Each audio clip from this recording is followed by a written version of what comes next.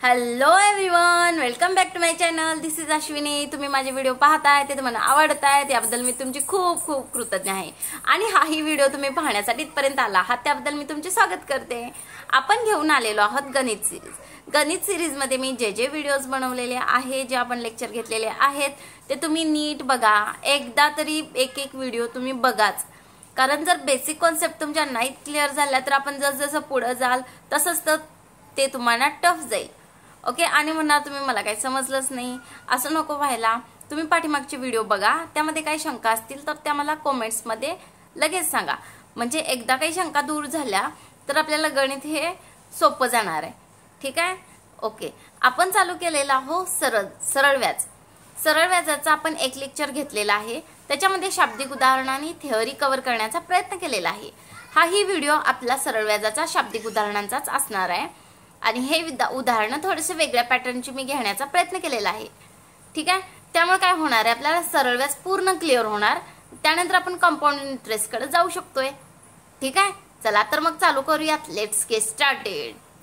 हे शाब्दिक उदाहरण सरळ व्याज भाग 2.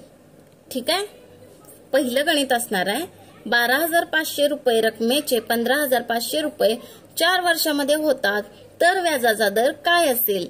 बघा, हा प्रश्न वाचा, नीट समजून घ्या. एकट्यानं 12,500 रुपये एका ठिकाणी ठेवलेत. ठीक आहे. आणि त्याचे 15,500 रुपये 4 वर्षामध्ये होतात. मग आपल्याला काय करायचं आहे, व्याजाचा दर. पहिल्यांदा काय करायचं, 12,500 रुपये हे काय असणार आहे, आपलं मुद्दल म्हणजे काय, प्रिन्सिपल. प्रिन्सिपल काय आहे, 12,500 रुपये. मग ही मुद्दल ठेवल्यानंतर त्याला मिळालेत किती, तर 15,500 रुपये. म्हणजे आपण व्याज काढू शकतो. ठीक आहे.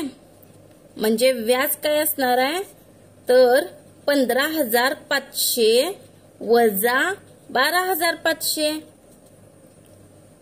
कळलं तुम्हाला. म्हणजे 15,500 रुपये आपल्याला मिळालेत. कशावर, 12,500 वर. मग आपलं व्याज किती आहे, तर यांची करायची वजाबाकी. ठीक आहे. मग वजाबाकी किती आली, 3,000 रुपये. ही वजाबाकी म्हणजेच काय, तर आपलं व्याज. मग आपल्याला काय दिलंय, हे व्याज किती वर्षाचं आहे, तर टी बरोबर 4 वर्षाचं. व्याज काढलं, मुद्दल दिलेली आहे, टी दिलेला आहे. मग आपल्याला काढायचं आहे काय, तर रेट ऑफ इंटरेस्ट. तो आपण एक्स मानू. ठीक आहे. सूत्र लिहा बरं. SI simple interest is equal to P multiply by R multiply by T divided by 100. आता या सूत्रामध्ये आपण घालायच्या आहेत त्या किमती. ओके. सिंपल इंटरेस्ट म्हणजे काय, व्याज. व्याज किती आलंय, 3,000 रुपये.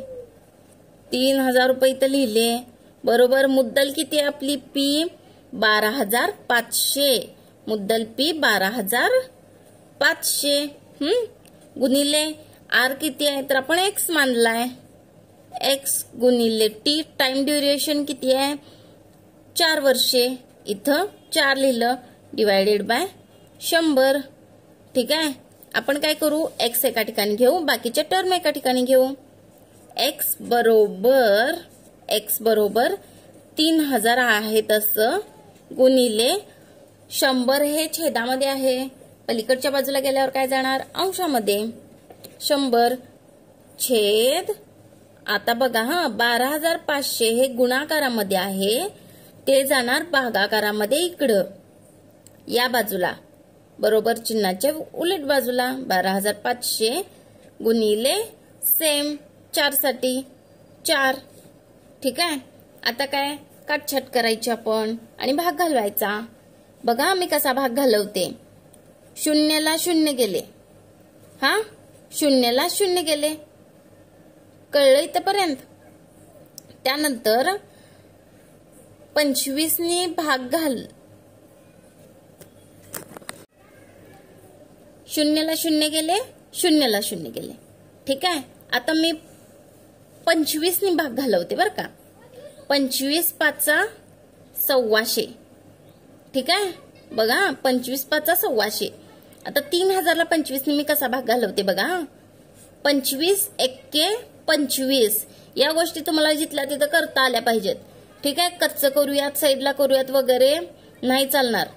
यासाठी प्रॅक्टिस करावी लागते, कारण ह्या गोष्टी आपल्याला सिम्प्लिफिकेशनच्या चॅप्टरमध्ये फार उपयोगी पडतात बरं का. 25 एके 25 राहिला 5, हा घेतला इथं 0, 25 दोन्ही 50 आणि हा 0 आहे असा. कळलं मी कसं केलं? इथं साईडला करून दाखवते.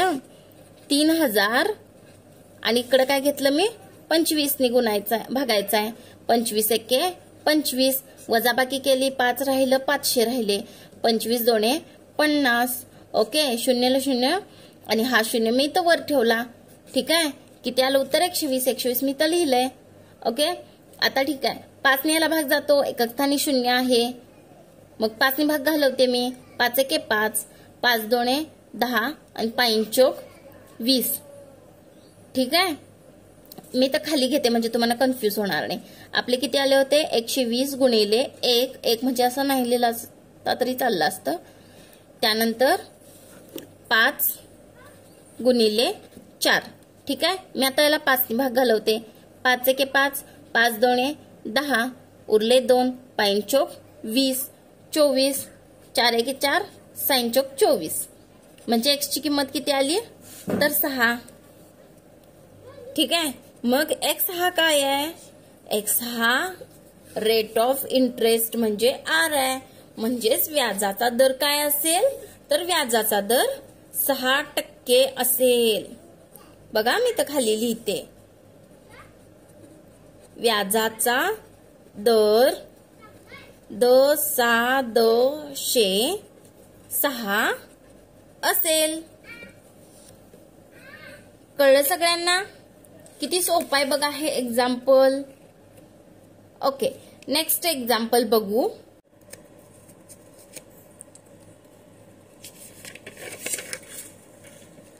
नितीनने काही रक्कम व्याजाने घेतली. त्या रकमेला पहिल्या 3 वर्षांसाठी व्याजाचा दर 6% होता. नंतरच्या 5 वर्षांसाठी तो 9% होता आणि नंतरच्या 3 वर्षांसाठी तो 13% होता. 11 वर्षानंतर त्याला 8,160 रुपये व्याज भरावे लागले. तर त्याने किती रुपये उसने घेतले? बघा, प्रश्न कळला का तुम्हाला? त्यानं काय केलं? आपल्याला काय दिलं ते अगोदर लिहून घेऊ. त्याने काय केलंय? ठराविक रक्कम.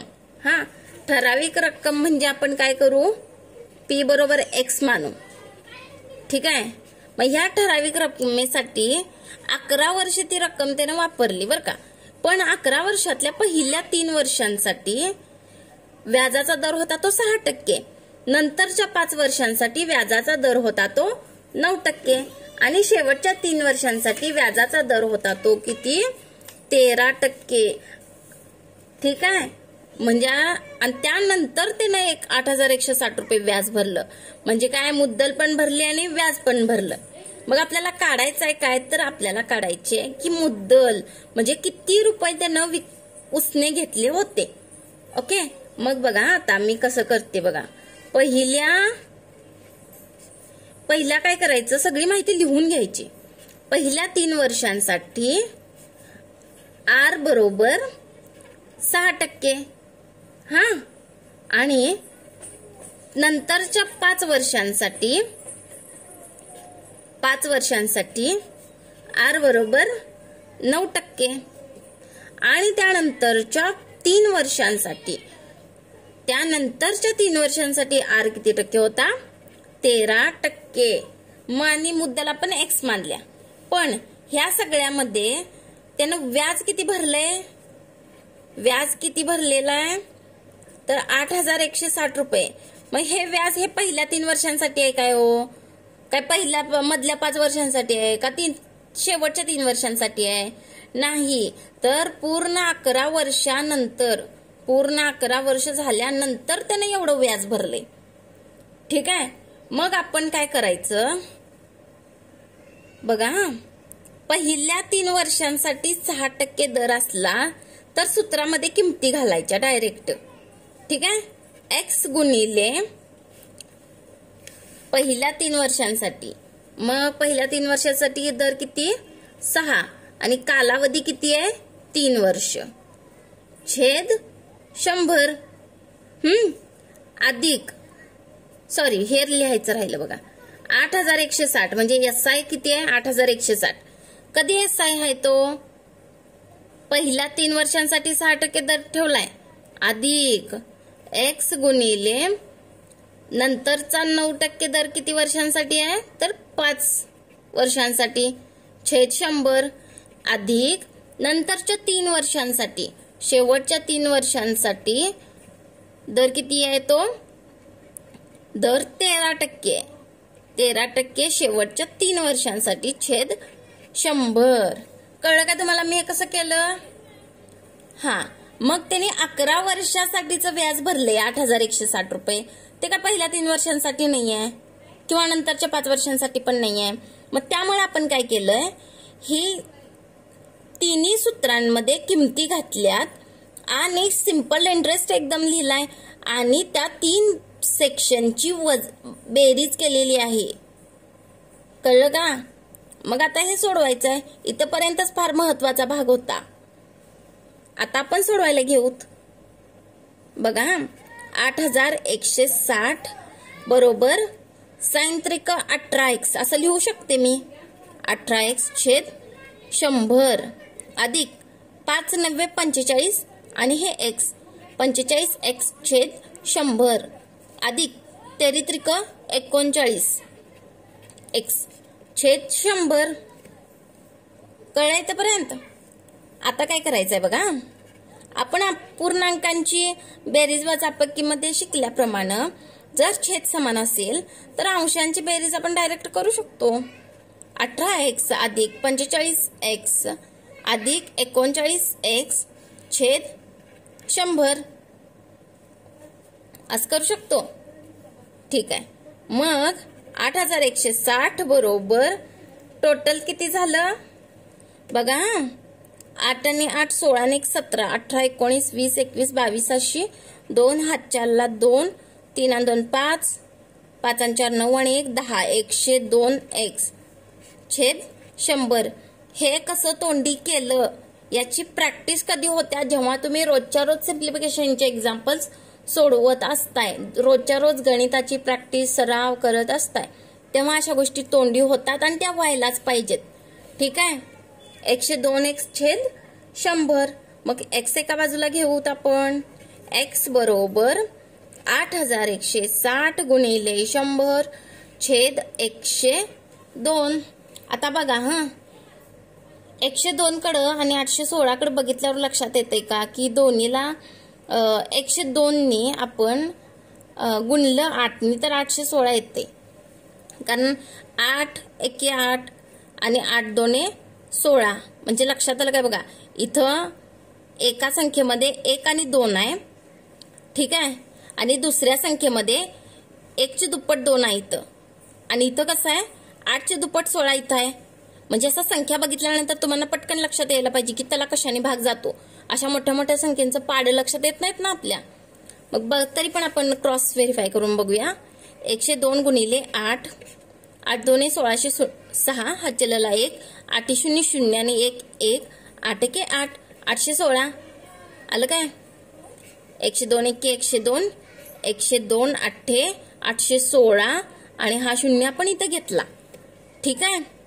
मग x बरोबर 80 गुणिले 100 म्हणजेच x बरोबर किती 8000 रुपये. बघा सोपं उदाहरण होतं पण प्रश्न वाचल्यानंतर आपल्याला वाटलंच नाही की ते उदाहरण सोपं आहे. म्हणजे आपली मुद्दल किती असणार आहे नितीनने 8000 रुपये उसने घेतले होते. कळलं का एक्झाम्पल. पहिल्यांदा काय केलं 3 वर्षांसाठी 5 वर्षांसाठी आणि 3 वर्षांसाठी जो रेट ऑफ इंटरेस्ट आहे तो आपण लिहून घेतला. त्यानंतर सरळ व्याजाच्या सूत्रामध्ये त्या किमती घातल्या. जर 6% दर होता तर तो किती कालावधीसाठी होता 3 कालावधीसाठी होता. 9% 5 वर्ष कालावधीसाठी होता आणि 13% होता तो 3 वर्ष कालावधीसाठी होता आणि त्यांची बेरीज करून जे आपण व्याज भरलेलं आहे ते व्याज इथं लिहिलं. त्यानंतर हे गणित आपण सिम्प्लिफाय करत गेलो. आय होप तुम्हाला समजलं असेल. पुढच्या उदाहरणाकडे जाऊयात. सरळ व्याजाने 3 वर्षामध्ये 800 रुपयाचे 920 रुपये होतात. जर व्याजाचा दर 3% वाढवला तर नवीन रास काय होईल? आपल्याला रासचं सूत्र माहिती आहे. रास बरोबर मुद्दल अधिक व्याज. मग आपण इथं व्याज काढूयात.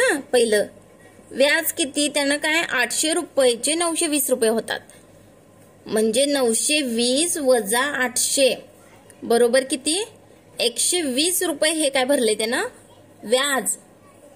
व्याज आहे ते 120 रुपये. ठीक आहे.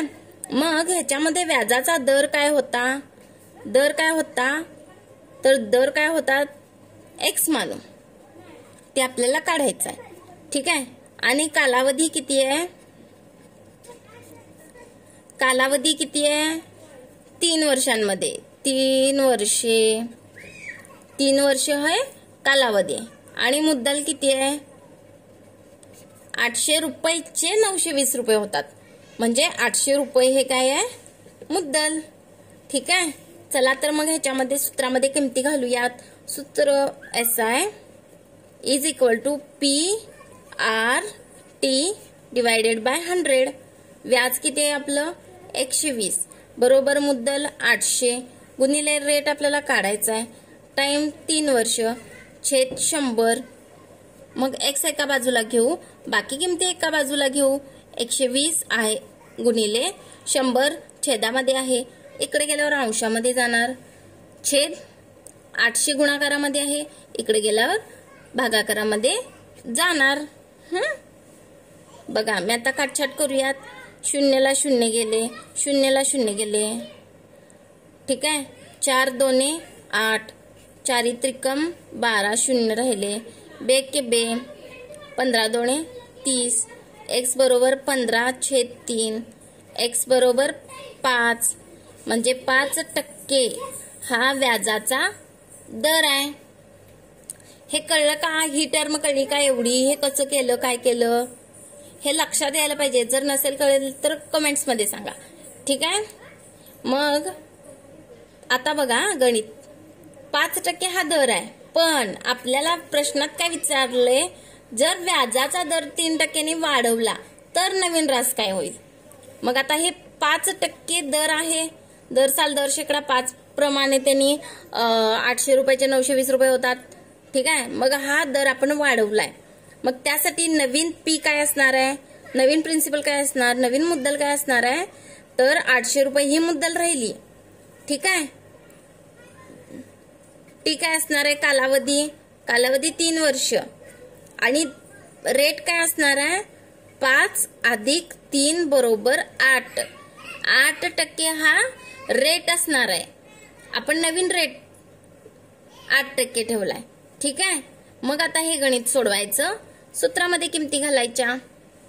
बरोबर SI is equal to P multiply by rate किती असणार आहे? 8 गुणिले टी टाइम किती आहे? 3 वर्ष छेद 100. आता हे सिम्प्लिफाय करू. 0 ला 0 गेले, 0 ला 0 गेले. बरोबर 8 8 64.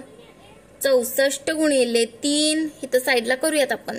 64 गुणिले 3, 4 त्रिकम 12 2 हा चल्ला 1, 6 त्रिक 18 आणि 1 19. 192. म्हणजे 3% दर वाढवल्यानंतर किंमत किती होत्या? तर 192 रुपये हे व्याज मिळते. पण आपल्याला काय विचारले प्रश्नामध्ये? नवीन रास काय होईल? मग रासचं सूत्र आपल्याकडे आहे. नवीन रास बरोबर मुद्दल किती आहे? 800 रुपये अधिक व्याज 192 रुपये. म्हणजे बघा किती झालं? 992 रुपये ही आपली रास आहे. ठीक आहे. नवीन रास बरोबर 992 रुपये. कळलं का एक्झाम्पल सगळ्यांना? ओके. नेक्स्ट एक्झाम्पल बघू आपण. 1600 रुपये रकमेचे 2 वर्ष 4 महिन्यांमध्ये 252 रुपये व्याज येते. तर व्याजाचा दर काय असेल बघा हा. आपण पहिल्यांदा काय दिलंय, मुद्दल दिलेली आहे किती 1600 रुपये. त्यानंतर काय दिलेलं आहे, व्याज दिलेलं आहे किती 252 रुपये. त्यानंतर कालावधी दिलाय किती दिलाय 2 वर्ष 4 महिने. 2 वर्ष आपण आहे असं घेऊ शकतो, पण 4 महिने आहे असं घेऊ शकत नाही आपण. 4 महिन्यांचं वर्षांमध्ये कन्व्हर्जन करण्यासाठी आपण 4/12 असं घेणार आहोत. ठीक आहे. 4 एके 4, 4 त्रिकम 12 म्हणजे उत्तर किती आलं 3 दोणे 6 आणि 1 7/3. हा झाला आपला कालावधी. यासाठीच मी हे एक्झाम्पल घेतले की जर महिन्यांमध्ये असेल तर ते वर्षामध्ये कन्व्हर्जन कसं करायचं. ठीक आहे. मग आपण आता सूत्रामध्ये किमती घालू. ठीक आहे. SI = PRT/100. ओके. व्याज किती आहे आपलं 252 रुपये. ठीक आहे. P किती आहे 1600 आणि R जो आपल्याला काढायचा आहे आणि T किती असणार आहे 7/3. आता बघा हा, मी 7/3 असं अंशछेद स्वरूपात लिहिते. त्यानंतर /100 लिहिण्याच्या ऐवजी मी 1/100 असं लिहू शकते की. ठीक आहे. त्यानंतर आपण आता हे सिम्प्लिफाय करूयात. 0ला 0 गेलं, 0ला 0 गेलं. आता R एका ठिकाणी ठेवू आणि बाकीच्या किमती एका ठिकाणी ठेवू.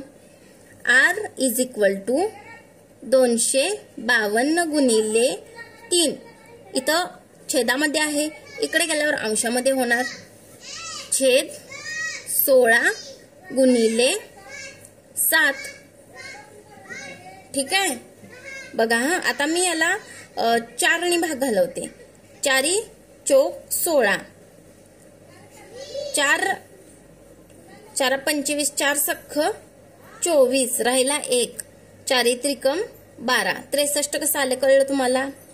ओके. त्यानंतर 7 एके 7, 7 9 63 कळलं. आता बघा R बरोबर 9 त्रिक 27. ओके. आणि राहिले 4. आता आपण 27/4% असं लिहिण्याच्या ऐवजी पूर्णांक स्वरूपात लिहिता येते काय बघूयात. मग ह्याला 6 ने भाग घालू. sin चौक 24. म्हणजे R बरोबर 6 पूर्ण sin चौक 24 आणि अधिक मध्ये काय येणार 25 26 27 म्हणजे 3. ठीक आहे. आलं का लक्षात तुमच्या गणित कसं सोडवलं. तर व्याजाचा दर हा दर साल दर शेकडा 6.3/4 असेल.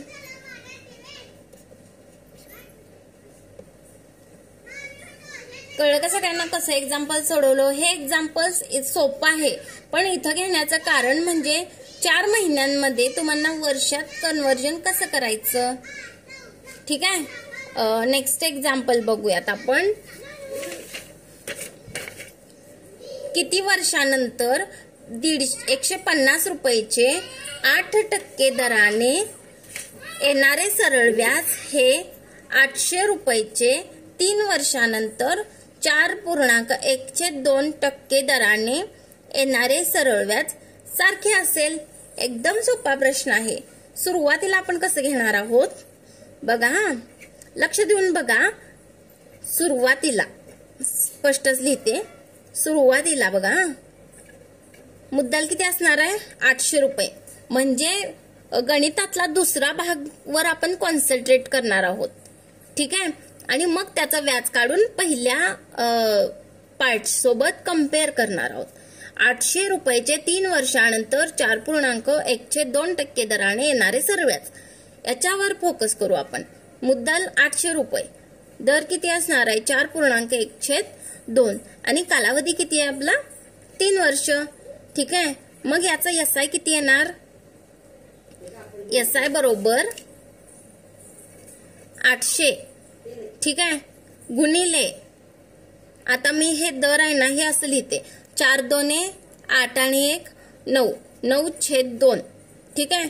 गुणिले कालावधी 3 गुणिले 1/100. मागच्या उदाहरणाप्रमाणे मी असं केले जस्ट फॉर सिम्प्लिफिकेशन.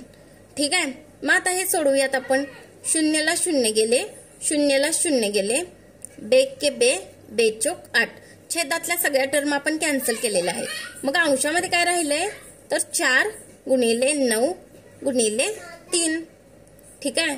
मग हे किती आलं 9 चोक 36 त्रिक 108. ठीक आहे. 108 हे काय झालं आपलं व्याज झालं बघा. हा मग आता नंतर पहिल्या टर्मला आता आपण फोकस करूया. पहिली टर्म काय आहे तर किती वर्षानंतर 150 150 रुपयाचे 8% येणारे सरळ व्याज. ठीक आहे. म्हणजे किती वर्षानंतर म्हणजे इथे काय काढायचं आपल्याला कालावधी काढायचा आहे. म्हणजे मुद्दल किती दिलेली आहे मुद्दल दिलेली आहे 150 रुपये आणि दर किती दिलेला आहे 8%. ठीक आहे. आणि व्याज काय आहे व्याज असणार आहे ते 800 रुपयाचे 3 वर्षानंतर येणारे व्याज असणार आहे. 800 रुपयाचे किती व्याज आलेला आहे तर 108 रुपये व्याज आलेला आहे. म्हणजे आपण खालच्या टर्म मध्ये व्याज हे किती घेणार आहे 108 रुपये. ठीक आहे. मग आता सूत्रामध्ये किमती घालूयात. सूत्र मी लिहत नाही, मी डायरेक्ट लिहिते. 108 बरोबर सिंपल इंटरेस्ट बरोबर मुद्दल किती आहे 150 गुणिले दर आपल्याला काढायचा आहे रेट ऑफ इंटरेस्ट. सॉरी दर आहे आपला 8% आणि काढायचा आहे काय आपल्याला कालावधी काढायचा आहे म्हणजे टाइम काढायचा आहे डिवायडेड बाय 100. बघा किती सोपं आहे. मग टाइम किती बरोबर T इज इक्वल टू 108 गुणिले 100 छेद 150 गुणिले 8. ठीक आहे. आपण काढू. मग आता हे सिम्प्लिफाय करून घेऊयात. 0 ला 0 गेले, 5 दोणे 10, 5 त्रिक 15. ओके. 3 एके 3, 3 त्रिक 9, 3 संग 18, 8 एके 8,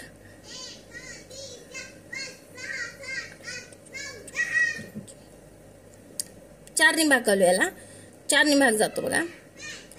4 दोने 8. हा 4 दोने 8, 4 त्रिकम 12, 4 त्रिक 16, 4 पंचे 20, 4 सक 24, 4 नव्वे 36. ठीक आहे. आणि हे 2 ला 2 गेले, राहिले किती 9. किती सिम्प्लिफाय आहे बघा. मला दुसरी स्टेप पण करायला लागलं नाही, इतकं ते सोपं गेलं. ठीक आहे. मग किती वर्षांनी होणार तर 9 वर्षांनी होणार. ठीक आहे. 9 वर्षांनी 150 रुपयाचे 8% दराने येणारे सरळ व्याज हे 800 रुपयाचे 3 वर्षांनी येणारे 4.5% दराने येणारे सरळ व्याज सारखे असणार आहे. कळलं का एक्झाम्पल तुम्हाला. ओके. ओके समजले का सगळे एक्झाम्पल्स. मी असेच एक्झाम्पल्स घेण्याचा प्रयत्न केलेला आहे की ज्याच्यामध्ये सिली मिस्टेक्स होऊ शकतात. ठीक आहे. तुम्ही सगळे एक्झाम्पल्स नीट बघा आणि काय अडचणी असतील माझ्याही काही चुका झाल्या असतील तर त्याही मला कमेंट्समध्ये सांगा. ठीक आहे. तुम्ही माझा इथपर्यंत व्हिडिओ बघताय त्याबद्दल मी तुमची खूप खूप कृतज्ञ आहे. आणि like share subscribe my channel and share this video. Bye bye.